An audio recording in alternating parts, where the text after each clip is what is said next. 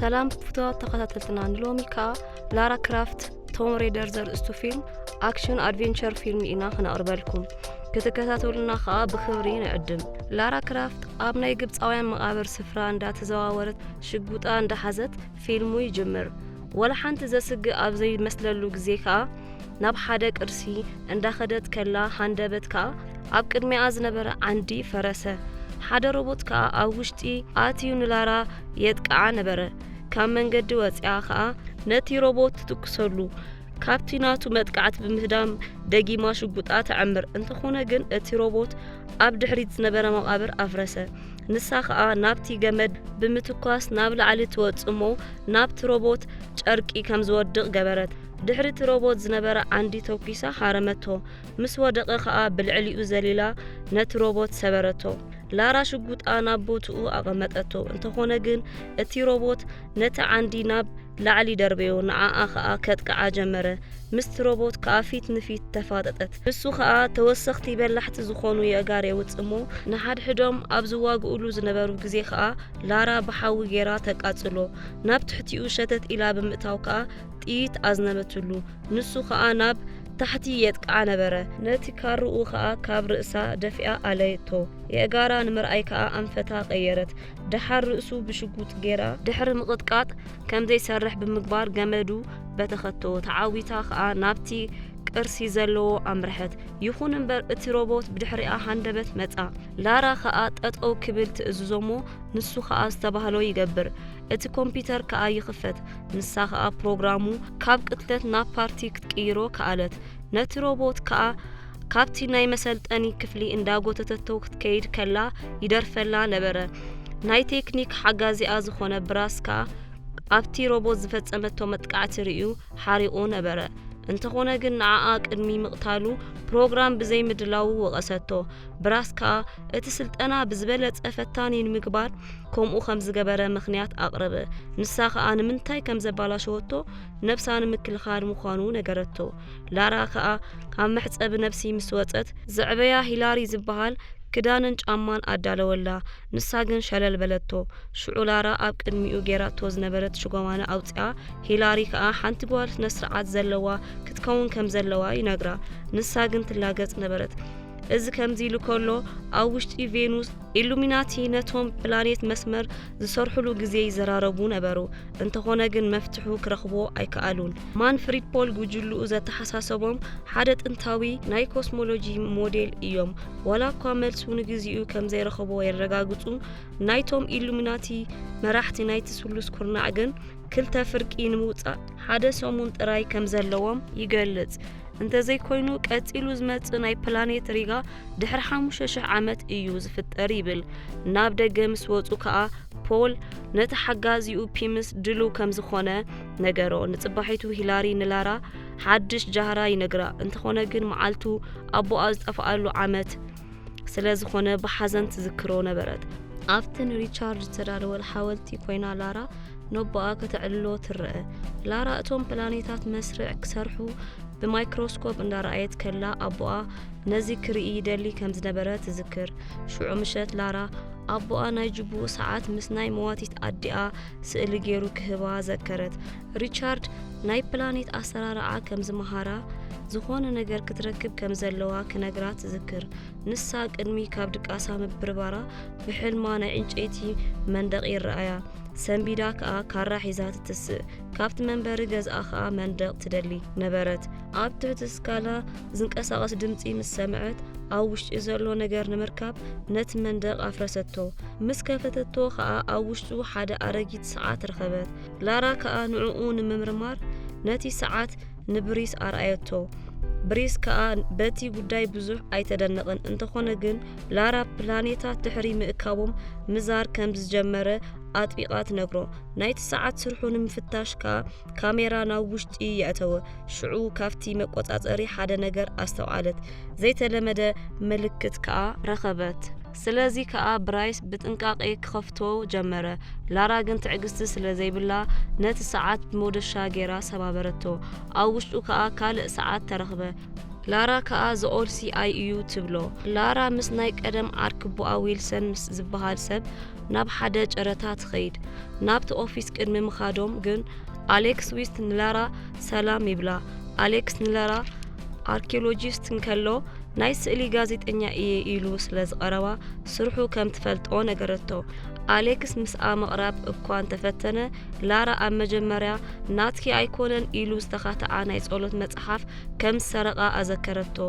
ኣብ ናይ ዊልሰን ኦፊስ ላራ ካልእ ሰዓት ኣርኣየቶ ንሳ ከዓ ቀዳማይ ክፍሉ ጥራይ ከም ዝሰርሕ ተስተብህል ግን ከዓ ዝኾነ ነገር ዝቆጽር ዘሎ ይመስል ዓይኑ ከዓ ይውላዕ ነበረ ብድሕሪኡ ከዓ መፍትሕ ይመስል ላራ ኣቦኣ ዝኦልሲ ኣይ ዘለዎ ሰብ ፒራሚድ ኦፍ ላይት ነቲ ሰብ ግዜ ክቆጻጸሮ ከም ዘኽእሎ ነጊርዋ ነይሩ ዊልሰን ግን ስለዚ ጉዳይ ወላ ሓንቲ ከም ዘይፈልጥ ነገራ ሽዑ ምሸት ዊልሰን በቲ ሰዓት ጉዳይ ክሕግዛ ከም ዝኽእልን ብቴሌፎን ይነግራ ድሕሪ ትደወል ከዓ ዊልሰን ብፍርሒ ሰትዩ ምስ ሪቻርድ ብሓንሳብ ዝተሳእልዎ ስእሊ እንዳረኣየ ነቲ ናይ ቀደም ዓርኩ ይቕሬታ ሓተቶ ንጽባሒቱ ላራ ምስ ኣቦኣ ኣብ ቬኑስ ምስ ተረኸበ መሻርክቱ ዝኾነ ምስ ፖል ተረኸበት ብድሕሪኡ ከዓ ናይቲ ሰዓት ስእሊ ተርእዮሞ ሽዑ ፖል ቀልጢፉ ድሌቱ የርእያ ላራ ከዓ ከም ፖል ዝኣመሰለ ጠበቓ በቲ ሰዓት ጉዳይ ብኸመይ ክሕግዛ ከም ዝኽእል ሓሲባትሉ እያ ስለዚ ንሱ ብጥንታውያን ቅርስታት ኣፍልጦ ከም ዘለዎ ገለጸላ ድሓር ላራ ፖል ሓሳዊ ኢላ ስለ ዝሓሰበት ምስ ብሪጅ ተዕልል ምሸት ከዓ ላራ ኣብ ህዋ ኣኩራባት እንዳተለማመደት ከላ ዝዓጠቑ ጉጅለ ኣብ ከባቢ ገዝኣ ይእከቡ ናብ ውሽጢ ገዝኣ ቅድሚ ምእታዎም ከዓ ንብራስ ኣብ ውሽጢ ገዝኡ ከሎ ዓፀውዎ ናይ ተጠንቀቕ ደወል ሰሚዓ ከዓ ልክዕቶም ሰባት ብላዕሊ ዘሎ መስትያት ምስ ኣተዉ ላራ ናብ መሬት ወረደት እቶም ሰባት ከዓ ክትኩሱላ ጀመሩ እንተኾነ ግን ላራ በብሓደ ክትቀትሎም ጀመረት ንሓደ ካብኣቶም ከዓ ካብቲ ዝተሰቕሎ ደፊኣ ኣውደቐቶ በዓል ሂላሪን ብራስን ከዓ ኣብ መወዳእታ ነቲ ናይ ተጠንቀቕ ደወል ኣስተውዓሉሉ እንተኾነ ናብቲ ብራስ ዝነበሮ ጥይት ክትኩሱ ጀመሩ ስለዚ ኣማራጺ ስለ ዘይነበሮ ናብ ኮምፒተሩ ኣተኮረ ነቲ ዝተባላሸወ ሮቦት ከተስኦ ፈተነ እንተኾነ ግን ክሰልጦ ኣይከኣለን ብዙሓት ኣወዳት ከዓ ካብ ላዕሊ ይወርዱ ነበሩ ላራ ከዓ ዝወርድሉ ዝነበሩ ገመድ ንምቑራጽ ብናታ ገመድ ጌራ ከደት ኣብ ገመድ ናታ ከላ ከዓ ካብቲ ዝተኮሰላ ዝነበረ ጥይት እንዳሃደመት ናብ ዙርያ ናይቲ ገዛ ትኾልል ነበረት ድሓር ነቲ ናይ መወዳእታ ተሪፉ ዝነበረ ጸላኢኣ ሃሪማ ተውድቆ ካልኦት ጉጅለ ከዓ ነታ ሰዓት ንምስራቅ ነቲ መቆጻጸሪ ክፍሊ ይሰብርዎ ነቲ መንደቕ ምስ ኣፍረስዎ ከዓ ናብቲ ናይ ሓጺን ማዕጾ ከዱ ኣብ ሞንጎዚ ላራ ሽጉጣን ምምጻእ ናፍቲ ጋራጅ ኣተወት እንተኾነ ግን እቶም ተቆፂሮም ዝመጹ ናፍቲ ዘላቶ ኣተውሞ ተሓብአት ብራስ ከዓ ብመስሚዒ ናይ እዝኒ ገይሩ ንላራ ይረኽባ ሓይሊ ዘለዎ ሽጉጥ ብምጥቃም ከዓ ነቶም ዕጡቃት ከተወግዶም ንርኢ ብራስ ጸላእቱ ምስ ረኸበ ላራ ከዓ ምስቶም ክወርዋ ዝመጹ ትራኸብ ኣብ ተመሳሳሊ ግዜ ከዓ ሂላሪ ኣብቲ መቆጻጸሪ ክፍሊ ዘለው ጸላእቶም ክትኩሰሎም ጀመረ ላራ ከዓ ናይ መኪና ኣላርም ንምትሳእ መፍትሕ ናይ መኪና ኣጌራ ትጥቀም ሓደ ካብቶም ጸላእታ ከዘንግዓ ይፍትንሞ ትቀትሎ ድሓር ሽጉጡ ወሲዳ ብሞተር ብሽክለታ ኣጌራ ኩላቶም ቀተለቶም ወላኳ እታ ሰዓት እንተተሰርቀት ላራ ግን ብዙሕ ኣይተጨነቐትን ናብቲ ሰዓት ዝነበረሉ ቦታ ምስ በጽሐት ከዓ ሂላሪ ጥራይ እዩ ጸኒሕዋ ንጽባሒቱ ከዓ እታ ዝተሰርቀት ሰዓት ናብ ኢድ ፖል ትበጽሕ እዚ ከምዚ ኢሉ ኸሎ ላራ ናብ ቤት ንባብ ናብ ካልእ መጽሓፍ ዝበጽሕ ሓደ ሕንቅልሕንቅሊተይ ዝሓዘ ኣቐድም ኣቢሉ ኣቦኣ ዝጸሓፎ ደብዳቤ በጽሓ ሪቻርድ ነቲ ሰዓት ንምሕላው ዝተሰከሙ ሓላፍነት ስለ ዝገደፎ ናይ ቅሬታ ዝሓተሉ ካልእ ደብዳቤ ኣብ ውሽጢ መጽሓፍ ነበረ እታ ሰዓት ብናይ ፕላኔት ኣሰራርዓ ዝወድቀሉ ሜትሮ ብምኽንያት ናይ ብርሃን ፒራሚድ መፍትሕ ከም ዝኾነት ይነግራ ግዜ ስለ ዝቆጻጸር ከዓ ይምለኽ ነበረ እንተኾነ ግን ዝተጠቀመትሉ ናይ ብርሃን ከተማ ምስ ተተኮሰ ክጠፍእ ከኣለ በዚ ምኽንያት ከዓ እቲ ትሪያንግል ኣብ ክልተ ተመቒሉ ነበረ እቲ ኣብ ክልተ ዝተመቕለ ትሪያንግል ከዓ ኣብ ክልተ ጫፋት ናይ ዓለም ተሓቢኦም ነበሩ ናይ ካምቦድያ ወርቂ ዝኾነት ጀስሚን ዕምባባ ክትረኽቦ ከም ዝሕግዛ ይነግራ ምኽንያቱ ከዓ ኣብ ፍርቂ ዝርከብ ናይ ሳዕስዒት ብርሃን መቃብር እቲ ዕምባባ ይመርሓ ሓደገኛታት ዝኾኑ ናይ ኢሉሚናቲ ጉጅለ ከዓ ትንቢቱ ንምፍጻም ነቲ ትሪያንግል ከም ዝደልዩ የጠንቅቓ። ላራ ከዓ ብዙሕ ከይጸንሐት ናብ ካምቦድያ በጽሐት። ኣብኡ ከዓ ፖል ናይ ሳዕስዒት መቓብር ንምኽፋት ሰራሕተኛታት ከም ዝቖጸረ ፈለጠት። ካብዚኦም ሓደ ከዓ ኣሌክስ እዩ ነይሩ። ላራ ከዓ ብጂፒኤስ እንዳተመርሐት ምዝዋር ጀመረት። ናብቲ ከባቢ ምስ በጽሐት ከዓ ጽምብላሊዕ ናፍቲ መቓብር ክትኣቱ ረኣየት። ሽዑ ላራ ነቲ ቦታ ክትምርምሮ ትጅምር እሞ ሓንቲ ቆልዓ ናብኣ እንዳጠመተት ከላ ትሪኣ። እንተኾነ ግን እታ ቆልዓ ከይረኣየታ ተሓብአት። ብዙሕ ከይጸንሐት ከዓ እቶም ሰራሕተኛታት ነቲ መቓብር ከፈትዎ። ፖል ምስ ኣሌክስ ናብ ውሽጢ ኣተዉ። ላራ ከዓ ካብ ናይ ጀስሚን ዕምባባ ናብ መእተዊ ዘመልክት መንገዲ ካብታ ቆልዓ ረኸበት። እታ ቆልዓ ከዓ ላራ ናፍቲ መጻወድያ ማዕጾ ቅድሚ ምውዳቓ ጠፍአት። ላራ ኣብቲ ናይ ወይኒ ጉንዲ ተንጠልጢላ ብምሓዝ ናብቲ ናይ መቓብር ኣዳራሽ ከዓ ኣተወት። ናይ ፖል ጉጅለ ከዓ ነቲ ቦታ ዓፀውዎ እሞ ስለዚ ከዓ ላራ ተሓብአት። ፖል ከዓ ናብቲ ናይ ቪቫ ናይ መጨረሻ ሓወልቲ ቀረበ። ነታ ሰዓት ከዓ ከም መፍትሕ ንምጥቃም ኣብቲ ትኽክል ዝኾነ ግዜ ፕላኔታት ክሳብ ዝስርዑ ክጽበዩ ጀመሩ። ላራን ኣሌክስን ከዓ ዓይኑ ከመይ ኢሎም ክውልዕዎ ከም ዝኽእሉ በብወገኖም ይደልዩ። ኣሌክስ ከዓ ነቶም ሰራሕተኛታት ነቲ ሰይፊ ካብ ቪቫ ወሲዶም ናብቲ ዓይኒ ዘለዎ ማእከል ቦታ ከእትውዎ ይእዝዞም። ይኹን እምበር ላራ ናይቲ ሓወልቲ ፊት ንፊቱ ካልእ ዓይኒ ረኸበት። ካብ ሓንቲ ደቂቕ ብዝሓፀረ ግዜ ከዓ ላራ ንፖል ፀዋዓቶ። እንተኾነ ግን እቶም ናቱ ሰራሕተኛታት ፖል ጠጠው ኣብሉ ክሳብ ዝብሎም ጠያይቲ ኣዝነቡላ። ላራ ከዓ ረኺቦሞ ዘለዉ ዓይኒ ናይ መስትያት ምስሊ ከም ዝኾነ ኣጥቢቓ ትነግሮ። ፖል ከዓ ብምንታይ ምኽንያት ንዓኣ ከኣምን ከም ዝኽእል ይሓታ። ላራ ናይቲ ስሉስ ኩርናዕ ቅርጺ ክትወስድ እሞ ደሓር ግን ከም ትሰርቆ ነገረቶ። ግዜ እንዳተወደአ ምስከደ ከዓ ፖል ነታ ሰዓት ናብ ላራ ሰንደወላ እሞ ናብቲ ትኽክለኛ ዓይኒ እተወቶ። ሽዑ ንሽዑ ከዓ እቶም ሰይፍታት ምንቅስቓስ ጀመሩ። ናይቲ ሓወልቲ ፊት ንፊቱ ዝነበረ መእሰሪኡ ብቐጥታ ናብቲ ጫፍ ዝነበረ ቀዳድ ይኽፈት። ናብቲ ምልክት ዘለዎ ክበጽሕ ስለ ዘይከኣለ ላራ ናብቲ ናይ ምዝገባ መዘከርታ ዘሊላ ደየበት። እቲ ፈሳሲ ንምውጋእ ከዓ ክትደፍኦ ፈተነት። ሽዑ እቲ ፈሳሲ ምስ ተተንከፈ ክፈስስ ጀመረ። ምስኡ ከዓ ድሙቕ ብርሃን ይወፅእ። እቲ ብርሃን ናብቲ መስትያት ኣንፈት ኣተኮረ እሞ ሽዑ ይትኮስ። ሓደ ጸሊም ነገር ከዓ ካብ ውሽጡ ወፀ። ናይ ስሉስ ኩርናዕ ቅርጺ ከዓ ይህቦም። ላራ ከዓ ቀልጢፋ ቀዲማቶም ትወስዶ። እቶም ኣወዳት ከዓ በቲ ዝቕጽል ዝነበረ ነገር ኣተኩሮኦም ስለ ዝተኸፋፈለ ላራ ተሓብአት። እቲ ፈሳሲ ከዓ ናብቲ ናይ ሓወልቲ ምስሊ ዝሓዘ በጽሐ። በዚ ኣጋጣሚ ከዓ እቶም ሓወልቲ ክንቀሳቐሱ ጀመሩ። እቶም ኣወዳት ከዓ ናብ ካልእ ጠያይቲ ትኩሱ ነበሩ። ላራ ከዓ ካብቲ ሓወልቲ ሓደ ሴፍ ትሰርቕ። ሓደ ካብቶም ሰራሕተኛታት ክሞቱ ከለዉ ገለ ካብቶም ሓወልቲ ከዓ ሰዓርዎም። እዚ ከምዚ ኢሉ ከሎ ኣሌክስ ኣብ ሰንሰለት ሒዙ ነታ ሰዓት ከመጽእ ምስከደ መንገብገብ ዘለዎ ሓደ ካብቶም ሓወልቲ ቁሩብ ሰባት ቀቲሉ ንላራ ክጎያ ጀመረ። ካብኡ ሃዲማ ከዓ ምስ ቪቫ ሓወልቲ ፊት ንፊቱ ጠጠው በለት። ፍርቂ ናይቲ ሰለስተ ማዕዝን ከም ዘለዋ ከዓ ሓቢኣ ንፖል ኣርኣየቶ። ሽዑ ሃንደበት ናይ ቪቫ ሓወልቲ ህያው ኮይኑ ተስአ። ሽዑ ላራ ናብቲ ኣዝዩ ዓብይ ዝኾነ ሓወልቲ ትትኩስ። እቶም ሰባት ከዓ ብጸጥታ ተዋሕጡ። ላራ ከዓ ጠያይታ እንዳተወዱ ኣብ ዝኸድሉ ዝነበሩ ግዜ እቲ ሓወልቲ ከዓ ሴፉ ኣልዓለ። ላራ ከዓ ተቐዳዲማ ነቲ ሓወልቲ ክሃርመላ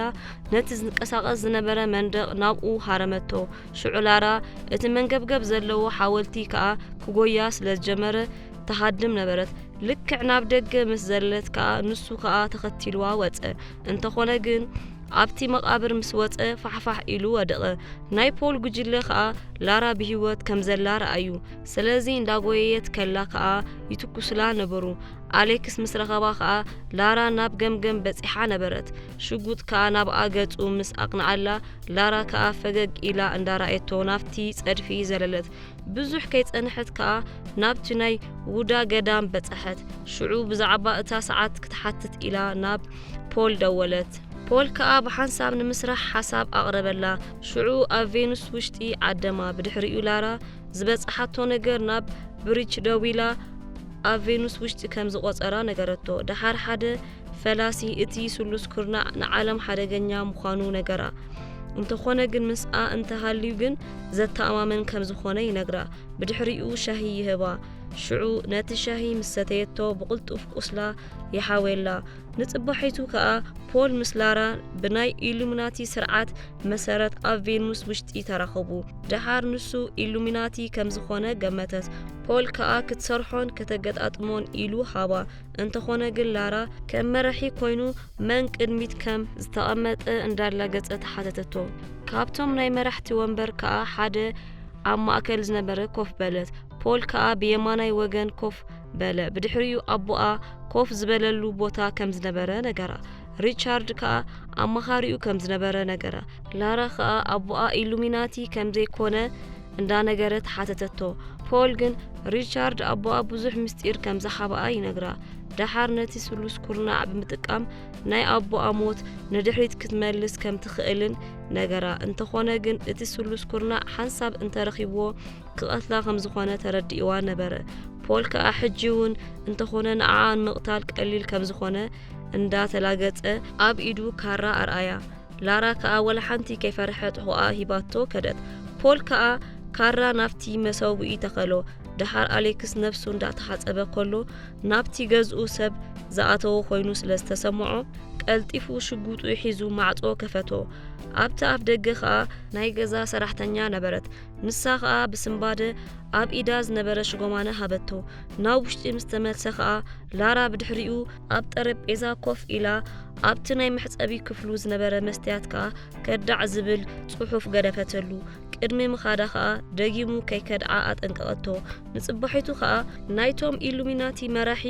ናይ ፖል ጉጅለ ንኻልኣይ ግዜ ቦታ ይቐራርቡ ነበሩ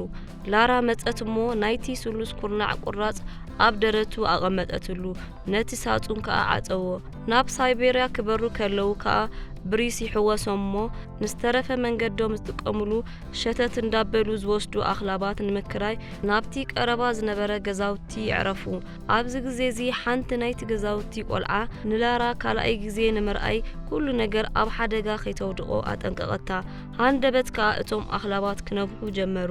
ሽዑ እታ ቆልዓ ተሰወረት ናይ ጀስሚን ዕምባባ ከኣ ገዲፋትላ ነበረት ብዙሕ ከይጸንሑ ከኣ እቶም ጉጅለ ናብቲ ናይ ኣርክቲክ በዓቲ በጽሑ ላራ ከኣ ነቲ ደወል ክድውሎ ጀመረት እቲ ጠዘስታ ከኣ ናይቲ በረድ መንደቕ ይሰብሮ ምስጢራዊ ንብዓት ከኣ የርኢ ኣብ ውሽጦም ብርሃን ዘብርሁ ገዘፍቲ ኦሪድ ይረኽቡ ክልተ ካብቶም ኣኽላባት ከኣ ናብቲ ብርሃን ይጎዩ ናብቲ ውሽጢ ምስ ኣተዉ ደሓን ኮይኖም ናብቲ ማዕዶ ክሳብ ዝሳገሩ ኣብኡ ከለዉ ስግኦምን ዓጽቦምን ዝተሰባበረ ይመስል ነበረ ላራ ከኣ እቲ ብርሃን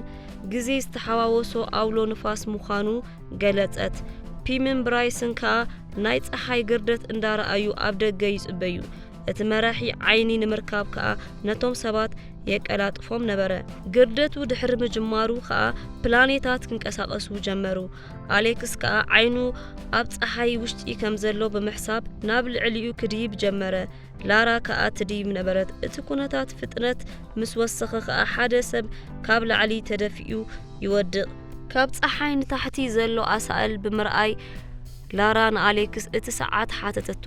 ናብ ማእከል ከኣ ትቃለስ ነበረት ድሓር ኣብቲ ናይ ሓፂን ኢዱ ከኣ ትድቅስ ኣብቲ ሶላር ሲስተም ሓደ ዓይኑ ትረኽቦሞ እቲ ሰዓት ምስ የእተወቶ ቀልጢፋ ትጠፍእ ሃንደበት ላራ ካብቲ ናይ ብርሃን ምትኳስ ናብ ደገ ምስ ወፀት እታ ሓንቲ ቁራጽ ኣብ ኢዳ ሒዛታ ነበረት እቲ መራሒ ከኣ ናይ ኣቦታቶም ትንቢት ናይ ግዜ ኣቆጻጽራን ከመይ ኢሎም ከም ዝፍጽምዎ ብምጥቃስ ክልቲኦም ክፋላት የገጣጥሞም በዘራርቡ ብጣዕሚ ዝሰልቸዎ ፖል ከኣ ናብቲ መራሒ ክትኩሱ ነቶም ናቱ ሰባት ምልክት ሃቦም ብድሕሪኡ ክልቲኡ ክፋላት ወሲዱ የገጣጥሞሞ ሽዑ ላራ ወላ ሓንቲ ነገር ከም ዘይፍጠር ምስ ረኣየት ፍሽኽ በለት ላራ ዝኾነ ነገር ከም ትፈልጥ ብምግማት ከኣ ንኣሌክስ ብኻራ ብምህራም ናብቲ ማይ ኣውደኦ ላራ ናብ ውሽጢ ማይ ኣትያ ንኣሌክስ ናብቲ ሓፂን ክሕዝ ሓገዘቶ እዚ ከምዚ ኢሉ ከሎ ናብ ውሽጢ ማይ ሰጢሙ ነፍሳ ከተድሕን ብምልክት ይነግራ ፖል ከኣ ነቲ 3 መኣዝን እንድሕር ኣርኣያቶ ክልቲኦም ማለት ኣሌክስ ናይ ሪቻርድ ሞትን ንምምላስ ከም ዝሕግዛ ሓሳብ ኣቕርበላ ላራ ካብ ናይ ፖል ሰባት ሌዘር ረኸበት ድሓር ብናይ ግዜ ማዕበል ከሎ ደርበየቶ እቲ ሰዓት ከዓ ናብ ውሽጢ ደርበየቶ ኣብ ግዚኡ ከም ዝስበርን ከም ዝዝሕልን ይገብሮ እሞ ካብቲ ክፋሉ ውሽጢ ሓንቲ ቁራጽ ትወስድ እዚ ከዓ ናይ መጨረሻ ናይ ስሉስ ኩርናዕ እዩ ልክዕ ስሉስ ኩርናዕ ምስ ገጠመ ናብ ብርሃን ከተማ ተጓዒዞም ናብቲ ስሉስ ኩርናዕ ንምብጻሕ ኣብቲ ፒራሚድ ይቀዳደሙ ነበሩ ላራ ከዓ ወሰደቶ ፖል ከዓ ካብቲ ፒራሚድ ወደቐ ብድሕሪዚ ላራ ግዜ መሊሳ ምስ ኣቦኣ ተራኸበት ናይ ኢሉሚናቲ ኣባል ምንባሩ ሓተተቶ እንተኾነ ግን መኺሩን ድሕረታ ሓቲቱን ኣይመለሰላን ንሳ ከዓ ከም ዝናፈቐቶ ነገረቶ እንተኾነ ግን ሪቻርድ ከምኡ ኢላ ክትዛረብ ከም ዘይብላ ይነግራ ክትገብሮ ዘለዋ ከዓ ነቲ ስሉስ ኩርናዕ ከተጥፍኦ ከም ዘለዋ ይነግራ ኩሉ ግዜ ከዓ ኣብ ጎና ከም ዝኸውን ቃል ይኣተወላ ፖል ከዓ ቅድሚ ንኣሌክስ ምቕታሉ ዘሎ ግዜ ላራ ተመልሰት እቲ ካራ ከዓ ናብ ፖል ኣዘረቶ ኣብዚ ግዜ እዚ እዩ ከዓ ኢዳ እቲ ካራ ዝሃረማ ድሓር ናብቲ ሰለስተ ማኣዝን ተኩሳ ኣጥፋኣቶ እቲ ግዜ ከዓ ካብቲ ጠጠው ዝበለሉ ቀጸለ እታ ካራ ከዓ ንፖል ወጋኣቶ እቶም ሰባት ከዓ ገዲፎሞ ከዱ ፖል ከዓ ክትከይድ ከላ ርዩ ሪቻርድ ንኢሉሚናቲ ስለ ዝኸድዖም ባዕሉ ከም ዝቐተሎ ነገራ እዚ ንምርግጋጽ ከዓ ናይ ሪቻርድ ናይ ጅቡኡ ሰዓት የርእያ እቲ በዓቲ ቁሩብ ጸኒሑ ስለ ዝፈርስ ከዓ ኣሌክስ ንዕኡ ገዲፋ ክትከይድ ከም ዘለዋ ይነግራ እንተኾነ ግን ምስ በዓል ብሪስን ፒምን ከሃድም ከም ዘለዎ ትነግሮ ከም ትዕወተሉ ብምትእማን ከዓ ኣሌክስ ትእዛዛ ተቐበለ ፖል ከዓ ተሲኡ ንላራ ሽጉጥ ተኸለላ ላራ እውን ልክዕ ከምኡ ብዘይ ሽጉጥ ክበኣሱ ከዓ ተሰማምዑ ስለዚ ከዓ ኢድ ብኢድ ባእሲ ጀመሩ ላራ ናብኡ ውሑዳት መጥቃዕቲ ፈነወት እንተኾነ ግን ፖል ተመሊሱ ኣጥቃዓ ፖል ከዓ ካራ ኣልዓለ ላራ ግን ተመሊሳ ሃረመቶ ንሱ ምስ ወደቐ ከዓ እቲ በዓቲ ምፍራስ ጀመረ ናይ ሪቻርድ ናይ ጅቡኡ ሰዓት ኣውፂኣ ወሰደቶ ላራ ናብቲ መውፂኢ ክትጎይ ጀመረት ካብኡ ብቕልጡፍ ንምህዳም ነቶም ሸተት እንዳበሉ ዝወስድዋ ኣኽላባት ተጠቀመት ድሕሪ መዓልታት ሂላሪ ናይ ሓጋይ ክዳን ተኸዲኑ ንላራ ምስ ረኣያ ብጣዕሚ ሰንበደ ናይ ሪቻርድ መዘከርታ ሓወልቲ ድሕሪ ምርኣያ በዓል ብራስን ሂላሪን ክጽበይዋ ጸንሑ ናይ ብራስ ሮቦት ተዓሪ ንኻልእ ስልጠና ተዳለወት ሂላሪ ከዓ ሽጉጣ ኣብ ቢያቲ ገይሩ እንዳቕረበላ እዛ ላራ ክራፍት ቶም ሬደር ዘርእስታ ፊልም ኣብዚ ትውድእ ዝኸበርኩም ተኸታተልትና መደብና ጀሚሩ ክሳብ ዝውድእ ምሳና ስለ ጽናሕኩም ብልቢ ነመስግን ብኻልእ መደብ ክሳብ ንራኸብ ሰሰና እዩ